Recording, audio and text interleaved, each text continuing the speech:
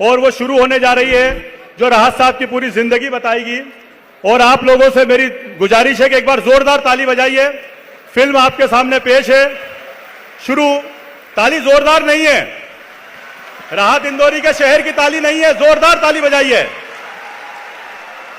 यह एक फिल्म है जो बहुत मेहनत से तैयार हुई है और 5-7 मिनट में चालू हो गई है।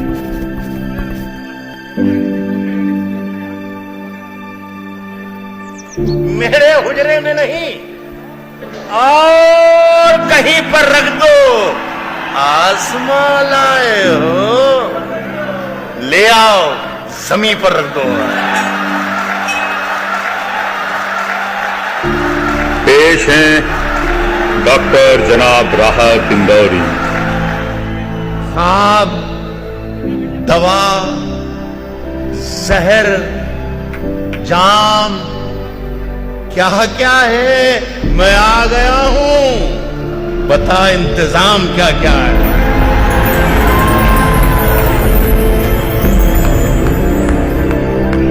रिफतुल्लाह कुरैशी के मजले बेटे ने ख्वाब बुनना शुरू कर दिए थे।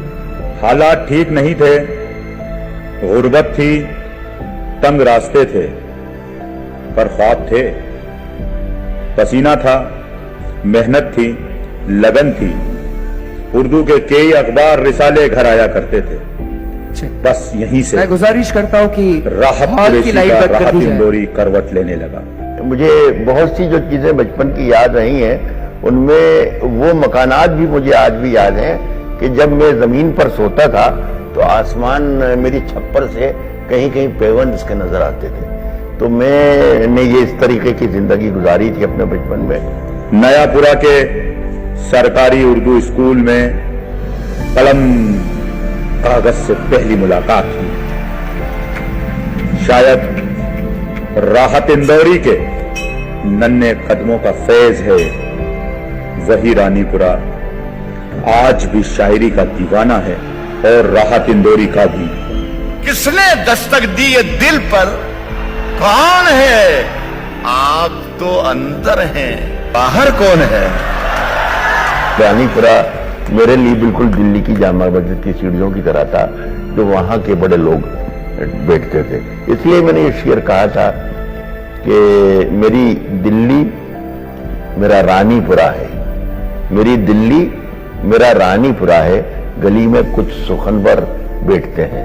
तो एक छोटी सी गली है, उसमें हम बैठकर सीखते थे, यही सीख गए। अब राहत कुरैशी कॉलेज में थे, लफ्ज से लफ्ज टकराने लगे थे। फिर कव्वाल किशन बेताब उन्हें रानीपुरे की बज़्म अदब लाइब्रेरी में ले गए और वहां खड़ा कर दिया।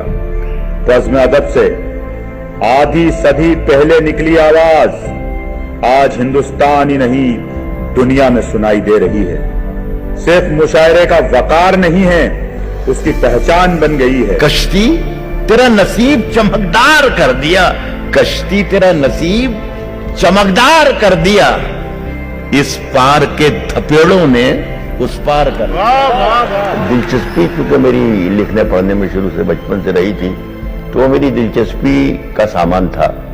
तो मैं फिर चारों तरफ देखना ही मैंने बंद कर दिया। अलबत्ता मेरी जो पहला शौक था पेंटिंग का, वो मैंने जारी रखा था।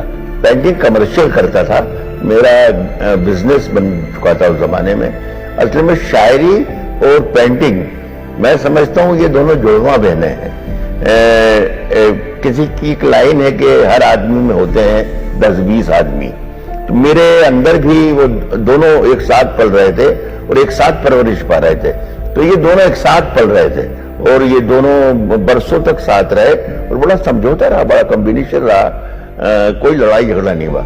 लेकिन अचानक मुझे ऐसा लगा जैसे शायर ने ऐलान कर दिया कि मैं हूं, अकेला मैं हूं, और इस जिस्म पर, इस दिमाग पर, इस सोच पर सिर्फ मेरा हक है। देवास के उस मुशायरे से शुरुआत हुई जिसकी सिफारिश उनकी मां मकबूल बी ने की थी। जिसकी सिफारिश मां कर देती है उसे किसी और सिफारिश की जरूरत नहीं पड़ती।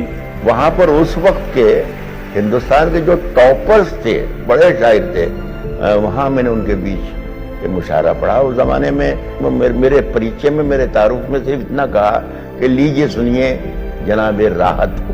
से पूछो क्या गजल मांगती है कितना लहू, सब समझते हैं ये धंधा बड़े आराम का है। मुझे कोई ना पहचानता था ना जानता था, लेकिन मेरा शेर जरूर था मेरे पास जो मैंने सुनाया और लोगों के दिलों में घर कर गया, लोगों ने पसंद किया और वहीं से फिर लोगों से मेरी सलाम दुआ हुई और धीरे धीरे धीरे धीरे धीरे सफर शुरू हुआ। राहत इंदौरी धीरे धीरे मकबूल हो रहे थे और घर से दूर भी हो रहे थे। मेरी बीवी ने 10 बरस तक मेरे बच्चों को पाला और 10-12 बरस के बच्चे जब हो गए तब मैंने देखा कि ये अब मेरे बच्चे इतने बड़े बड़े हो गए। मेरी बेटी, मेरे 2 बेटे, वरना मैं 20-20, 25-25 दिन के दौरे पर निकल जाता था, इन्हें मालूम ही नहीं होता था। सीमा राहत के लिए मुश्किलें थी जिनको शादी के शुरुआती दिनों में ही सुनना पड़ा था, शायर की बीवी हो गुजारा हो जाता है, पर आगे अभी और बहुत कुछ सुनना था। वो सुनती रहीं, सुनती रहीं, सुनती रहीं और राहत इंदौरी पढ़ते रहे, पढ़ते रहे, पढ़ते रहे।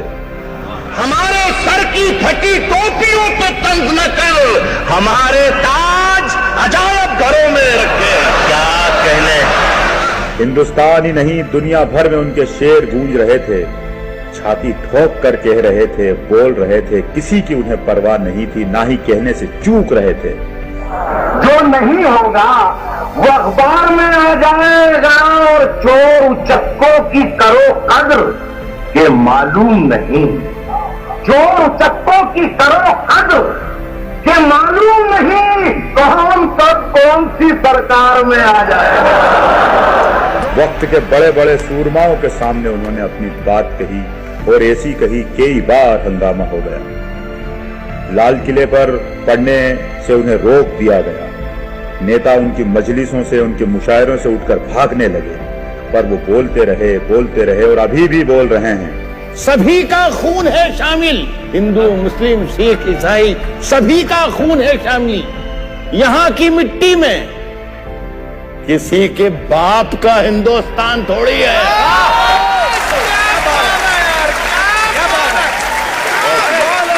ये वो आवाज है जो हिंदुस्तान की आवाज है, जो कह रही है राहत इंदौरी जिंदाबाद, राहत इंदौरी जिंदाबाद, राहत इंदौरी जिंदाबाद। अब क्या है कि हम अपनी जान के दुश्मन को अपनी जान कहते हैं। मोहब्बत की इसी मिट्टी को हिंदुस्तान कहते हैं। Subscribe now and press the bell icon. Never miss an update.